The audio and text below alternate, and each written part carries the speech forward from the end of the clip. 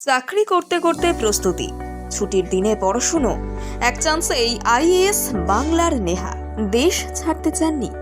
IIT পাশ করে চাকরি করতে করতে ইউপিএসসির প্রস্তুতি নিচ্ছিলেন। চাকরি করেও টাইম ম্যানেজমেন্ট কিভাবে জানালেন তার আইএএস হয়ে ওঠার গল্প। আইআইটি খড়গপুর, সেখান থেকে ক্যাম্পাসিংয়ে চাকরি। নয়ডায় চাকরি করতে করতে ইচ্ছে ইউপিএসসি দেওয়ার। তারপর একটা বছর চাকরি করতে করতেই নিরন্তর পড়াশুনো, আর প্রথমবারের চেষ্টাতেই হাতের মুঠোয় সাফল্য। শুধু তাই নয়, সর্বভারতীয় ক্ষেত্রে 20তম স্থান। একেবারে বাস্তবে এই ঘটনা প্রায় রূপকথার মতো শোনালো কি? বেসরকারি সংস্থায় চাকরি করতে করতে কিভাবে পড়াশুনো, একটা বারের চেষ্টাতেই কিভাবে সাফল্য, কোন মন্ত্রে এতটা কঠিন পরীক্ষায় এত ভালো ফল? এই সব প্রশ্ন পড়ুয়াদের মনে জাগতেই পারে। যারা এখন প্রস্তুতি নিচ্ছেন তাদের মনেও জাগতে পারে। তাদের সবার জন্য নিজের প্রস্তুতির কথা একান্ত আলাপচারিতায় তুলে ধরলেন তিনি, আইএএস নেহা বন্দ্যোপাধ্যায়। এখন বাঁকুড়ায় খাতড়ায় মহকুমা শাসকের দায়িত্বে রয়েছেন তিনি। আদতে যাদবপুরের বাসিন্দা। প্রথমে কার্মেল গার্লস, তারপর সাউথ পয়েন্ট হাই স্কুলে পড়াশুনো। তারপরে আইআইটি প্রবেশিকা দিয়ে আইআইটি খড়গপুরে শুরু ইঞ্জিনিয়ারিং এর পাঠ। 2014 থেকে 2018 সাল পর্যন্ত পড়াশুনো। তারপর ক্যাম্পাসিংয়ে চাকরি। সেই সূত্রেই যেতে হয়েছিল নয়ডাতে। তার আগেই তার মাথায় এসেছিল ইউপিএসসি পরীক্ষায় বসার কথা। তার মধ্যেই ওই চাকরিতে যোগদান।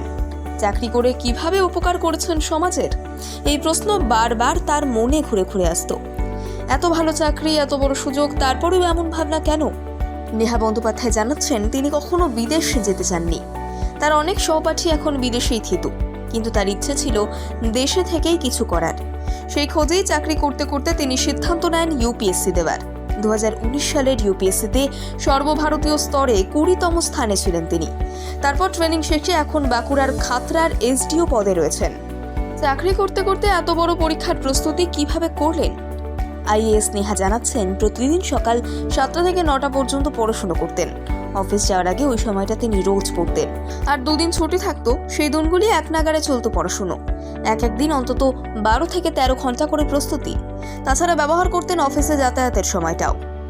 প্রস্তুতির কথা বলতে গিয়ে তিনি জানান, পড়াশোনার মধ্যে অনেকটাই তিনি ডিজিটাল মাধ্যমে সেরেছেন। মোবাইলে খবরের কাগজ পড়া থেকে বিভিন্ন বই পড়া, ক্লাস করা, সবই ছিল ডিজিটাল মাধ্যমে। দিনভর অফিসের কাজে পরিশ্রম, তার পাশাপাশি ইউপিএসসি পরীক্ষার প্রস্তুতি। তার জন্য ছুটির দিনও পড়তে হয়েছে। এই স্বপ্ন সফল করার জন্য একদিকে তাকে পরিশ্রম করতে হয়েছে, অন্যদিকে বছর খানেক সময় তাকে দূরে থাকতে হয়েছে সমস্ত সামাজিক অনুষ্ঠান থেকে। তার মতে, প্রতিদিন ভালো কোনো খবরের কাগজ পড়লে বৌদ্ধিক উন্নতি হয়, তাই সেই অভ্যাস রাখতে হবে। পাশাপাশি খবরের চ্যানেলের ভালো কোনো ডিবেট শোনা কিংবা কোনো তর্ক সভায় বক্তাদের বক্তব্য শোনা, এই সব কিছুই প্রস্তুতির গুরুত্বপূর্ণ অঙ্গ। এগুলি বিশ্লেষণধর্মী ভাবনা তৈরির সহায়ক। চ্যালেঞ্জ যাই থাকুক, নিয়মানুবর্তিতা, অক্লান্ত পরিশ্রম স্বপ্ন সফল করবেই। যারা পড়ুয়া বা যারা প্রস্তুতি নিচ্ছেন, তাদের জন্য আশার আলো হতেই পারে আইএএস নেহা বন্দ্যোপাধ্যায়ের সাফল্য।